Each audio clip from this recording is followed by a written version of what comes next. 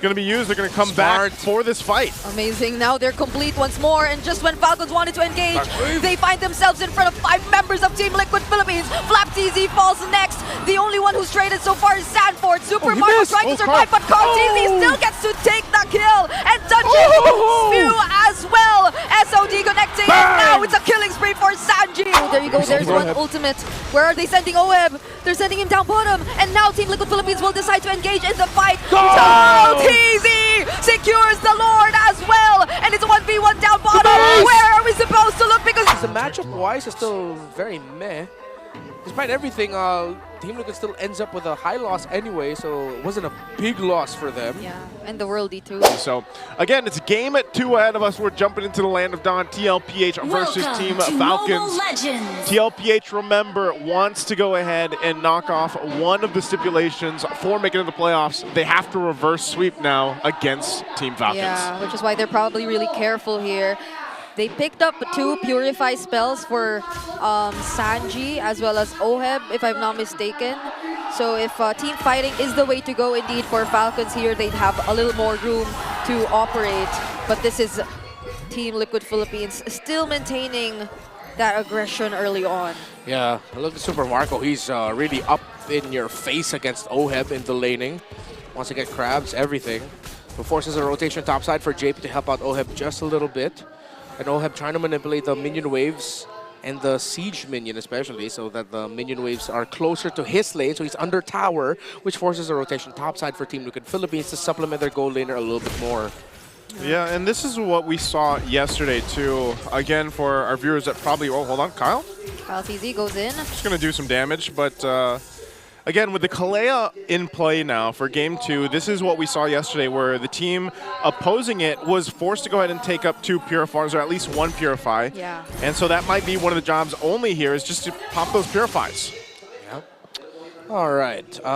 Considering that the ultimate, the Tsunami Slam of the Kalea, isn't a suppress. She has no suppress in her kit. It's normal, cleansable crowd control. A good cause for Team Liquid, which might mean that JP and or Sanford might be in the receiving end of just getting slammed down as much as possible, that they can apply the pressure. But of course, you can do that to Carl TZ. But with the escape capabilities of a Suyo, might not be the best target. I think they might want to lean towards that idea of, you know what, when they see JP, just bring him down low. Yeah, at least for now though, he has more ways to sustain and tank the damage.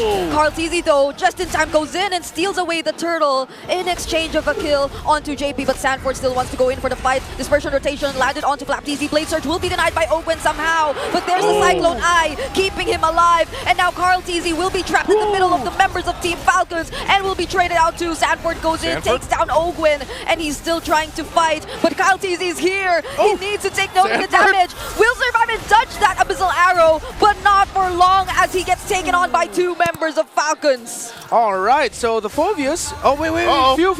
Few will get bursted down. All right, so of course, the familiarity between these 2 teams with everything that they did in the second half of last year. Yeah. Of course, we know the entire saga of Season 13, MSC, Season 14, into SPS Season 5. Don't know what we're talking about, look back into the history of then Falcons AP brand and Team Liquid Philippines. But yes, the Phobius will be a problem for Team Liquid Philippines, but not as big as a problem as the glue was in game number 1. However, as much as I am a glue guy, I am also a Phobius guy. You're just all the guys. I'm all the guys. Hey. Yeah, all the guys right now. But it's true. I mean, when we saw it picked up, again, it was prioritized in that first phase of the draft for TLPH. There's a reason for that. You're so capable of just tanking up so much, and you saw that is how basically the choreography of some of these team fights for Team Falcons is going to be. They're playing around some of the, bringing up the fights in a longer period of time and then landing arrows. Yeah. A lot of the times it's got to be few that is able to land those abyssal arrows, and then they follow through with it until at one point Super Marco is going to be that main source of damage and he's online. But also think about the interactions with having a Joy and a Selena. Yeah. If they can also just kind of whittle down some of the magic defense that eventually TLPH will have, it'll help this lineup that they have. Phew!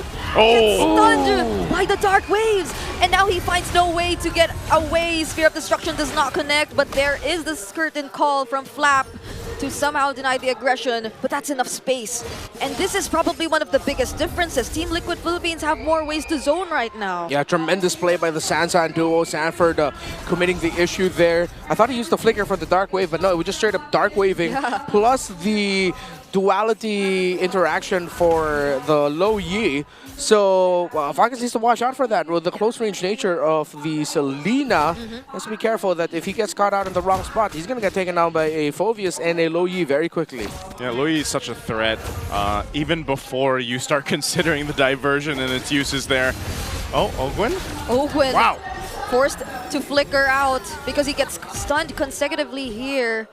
Law and Order alongside the Spear of Misery. So there are a lot of layers too that Team Liquid Philippines could actually do once they get an isolated target from Falcons. Yeah, and again, as they play around this composition that they have, Team Falcons are just going to be trying to find those pickoffs. Meanwhile, TLPH will go ahead and push down first turret of the game. Ooh. Little SOD just thrown out there, but this turret will fall now top side. They're setting themselves up to go ahead and have some of the advantage again.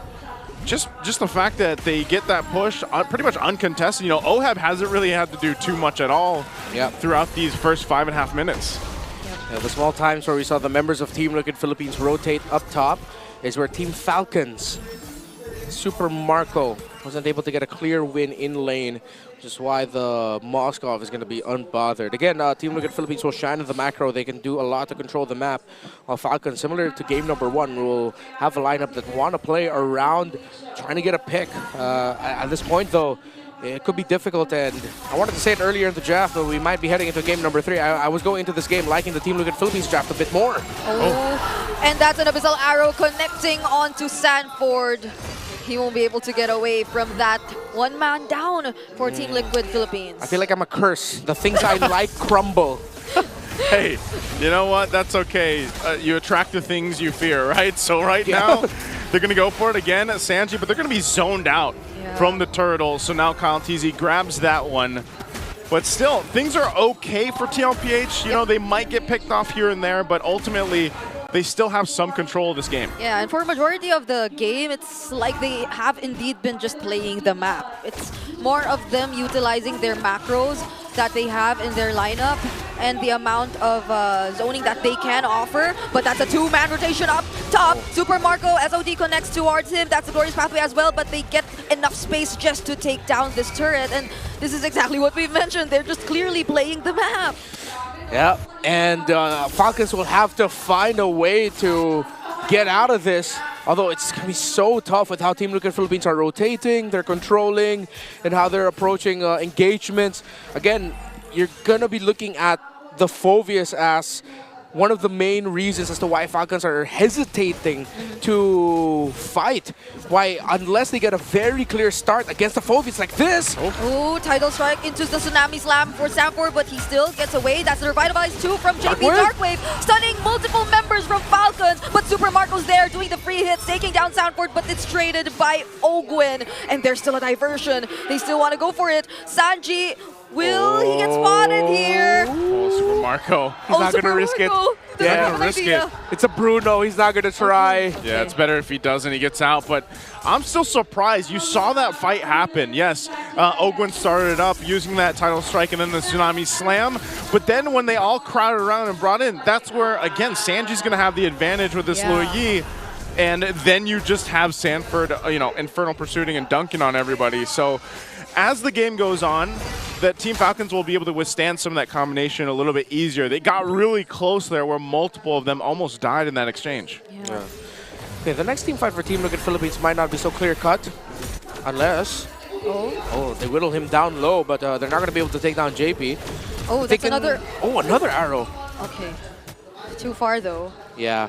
Okay, so... Hold on. They're not done? Okay, we cannot complete our man. thoughts. Kyle TZ just gets the perfect pick-off against Team Liquid down bot. Yikes. For Team Liquid, losing OHEB there is going to be painful for them. But I think he should be back in time to dish out an SOD for what should be the first big Lord fight of the game. Oh, they're going to blitz this one, though. They know Oheb's up in about 5. He's going to throw this spear for this. They want to just go for it. Oh, they're going to target Sanford and JP first. And JP gets bursted down even as he just used the Glorious Pathway. Sanford using the Infernal Pursuits. And Carltese probably gains access, but he does not get to secure the objective. No, I thought Oheb was just going to toss out the SOD, but they decided that with how fast it started to go bad there for Team Liquid Philippines, they probably just told Oheb no need to come in here. It's going to be way too risky. So Falcons are holding on with a raw damage output of a Join Bruno together, plus the crowd control that they can dish out. It's buying them time. So I did mention that the team fights for Team Liquid Philippines are not so clear-cut anymore, and yeah, we've gotten to that point where now it's back to whoever gets to play it better will win. But now we're starting to feel the pain point that is the Abyssal Arrows of Vaselina. Once it lands, it ruins the team fight timing for Team Liquid. Purple buff will get stolen away by Kyle. You really have to admire how Team Falcons is playing this lineup. Again, this is a lineup, you see how often they get so low, but beneath half health in a lot of the team fights against what the composition TLPH has. Yes. And it really takes a lot of proper decision making to even bob and weave in and out of these fights, just like now. Oh, FLCN didn't expect the damage coming in from Team Liquid Philippines. All right, there's a diversion once more. They seem like they want to go for it. Oheb and Sanji gets stunned right in time, but the SOD connects onto Super Marco and they take him down right under the turret. There are no minions, however, and they will have to be safe. Carltese uses the electrifying beats just to reunite with his teammates. And this is what I was talking about. This is a squishy lineup, and they really have to be decisive on the fights they pick, because a lot of the times they have been constantly getting low. So now they're going to lose the tier 1 turret in the mid. TLPH continues to press on the gas, and yeah, the purple buff might have got stolen earlier, but now they're going to take one for themselves. All right. It's just a response from Team Liquid. Abyssal Arrow won't connect onto anyone. Carltese still gets the purple buff. Yeah. Well, good news there for Falcons, and good news for them is that they still have that tower in the lower part of the map. So in terms of minion wave management, they just need to worry about the tower up top. Item-wise, okay, 3 items for the Bruno. Already Malefic Gun as the 3rd item, actually, to increase the range and even more crit and attack speed. While for the Moskov, already up to a DHS. So team fighting, as you mentioned there, Naisu, should go better for Falcons as long as they're going to start the blasting or they're all together. But if they get picked off one by one, similar to what happened in the previous sequence with FLCN overextending in the bottom, and then the surprise great call by Team Liquid Philippines to just commit and dive onto Super Marco once they saw him, then yeah, it's not going to go well for Falcons. Yeah, they've really got to rely on that main point of this lineup, and that's actually pretty tough when it comes down to these lords. Carltese jumping in. Sanford, Infernal Pursuits, does the receivement of the title strike once more, but FLCN gets to use the Vengeance as well as OD connecting from Oheb, and that's multiple members of Falcons forced to walk away. Yeah, but they're just going to go ahead and heal back up. Again, Kalea does provide a lot of that sustainability too. So they might be down. They're going to wait for some of the ultimates to come back up. Again, also a flicker was burned, and even the revitalize from JP. So both teams just get set up now to go ahead and deal with this. But the diversion is going to be used. They're going to come back for this fight. Amazing. Now they're complete once more. And just when Falcons wanted to engage, they find themselves in front of 5 members of Team Liquid Philippines. FLCN falls next. The only one who's traded so far is Sanford. Super Marco trying to survive, but Carltese still gets to take the kill. And touches Spew as well. SOD connecting. And now it's a killing spree for Sanji. Now it's only Carltese alone for Falcons. What a quick call there by Team Liquid Philippines, since Oheb didn't have his SOD. He went with Sanji to apply a bit more pressure up top of the minion wave. Came back just in time using the diversion of the low Yi, and the team fight executed by Team Liquid Philippines led to this. Carltese getting the double and the Lord for him and the Cavaliers. Again, it's just the team fighting that Team Falcons is struggling with. Look at this, you know, even Flap gets crashed down on before that. Oakwin had no escape. He didn't have the flicker available. And when those arrows don't land, the fact that Carl survived that too, again, that's why the Suyo is so strong and it's such a priority. We saw the preview of that yesterday in the hands of King Kong, and now for Carl, TZ, and TLPH. They got themselves a Lord to work with, and they are going to be getting ready to approach the base here of Team Falcons. How's this look on the defense for Team Falcons? Defending for them is not going to be the easiest stuff for their kind of lineup. Team Liquid Philippines might just be able to throw bodies, specifically Sanford and JP. And Carl, while Sanji and Oheb will be at a safe distance, being able to pepper them from afar. I'm not saying Team Liquid Philippines should just overcommit, dive, and lose so many. No, but they can afford to do something close to that and still walk away with kills. Yeah, throwing bodies, I feel like is something both teams want to do, but it's more expensive if Falcons were to do it first, not unless they get a kill. But it seems like Carl TZ still survives again, just in time. And it's Kyle TZ instead who falls right before this defense. But successfully, though, Falcons will be able to make quick work of the Lord. But Sanji, ouch, alone at that. Okay. But Sanji's 2v1ing the Bruno. Sanji? He didn't want to do that earlier, but now he's doing it against two. Enough time for Carl TZ to catch up though, but that defense from Flap TZ making sure he goes down. And there's the knockups too coming from Ogwen. They decide to fight right under the base, but Ogwen gets taken out alongside Kyle. Oh, they're gonna go for another turret. It goes in. Flicker Dark Wave coming in from Sanford, and they just want to put an end to this game. Flap TZ trying to clear the waves, so will Few attempt to do so. Super Marco buying time, but there's Carl TZ and JP making sure he does not almost goes for the outplay and distracts Team Liquid Philippines. Kyle, is he going to be able to chase down JP? I can't believe Carl's alive again. And JP escapes as well. Oh, there are minions walking up top. To do something like that takes massive balls of damage. And that's exactly what the Bruno had. Ooh, those are on fire, man. Oh, and it just showcases what the Suyo can do. Call it strong, call it OP, but my God. You know, it's just time and time again, but Team Falcons, amidst it all, you know, they're able to actually go and fight back in moments like that. Yeah. That was a bold move from Sanji, though, I must say. Yeah, Sanji starting all of that by saying, look, I can handle 2v1. That's a low Yi. Oh, oops, I have a Winter Crown. He gets taken out first, but they got to trade things out. But even Flap TZ being the one there to, I thought he would fall down early, but no, he was able to escape that sequence with the dive by Team Liquid Philippines. And you saw the TLPH actually played that right. They were zoning out Marco. They needed to keep the Bruno as far away from the action as possible, but Marco just held on with a crazy amount of lifesteal that he was able to get and that he has already. So I still lean towards the idea that Team Liquid Philippines should still be able to win team fights much easier this time around. But Falcons need to force something, because defending this without towers, this next Lord is going to be so tough. Yeah. It is. We're going to see how they deal with this. Oheb took that one arrow, took him to half health. Right now, again, positioning is going to be very important. Carl TZ will keep this Lord pulled out. It will go for a reset. They got to deal with the waves in the mid and the top for Team Falcons. Yeah. They know that. They have the information. And right now, TLPH, they can still make a mistake despite them having all the base turrets down, despite them having this Lui Yi and being a little bit of ahead.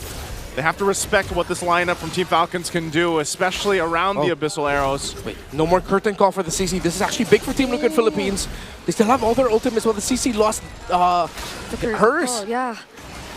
Minion waves don't look good as well in the bottom for Falcons. Diversion to the bottom. Oh, there you go. There's one ultimate. Where are they sending Oheb? They're sending him down bottom. And now Team Liquid Philippines will decide to engage in the fight. Oh, TZ secures the Lord as well. And it's a 1v1 down bottom. Where are we supposed to look? Because the base is getting taken down by Oheb. And we are officially heading into a game number 3. We knew the macro would be there for this lineup with the Lui Yi again, and that's exactly how they end up winning Game 2. Classic Liquid fashion. The backdoor, the segue, whatever you call it. That was a damn good play to force game number 3, sending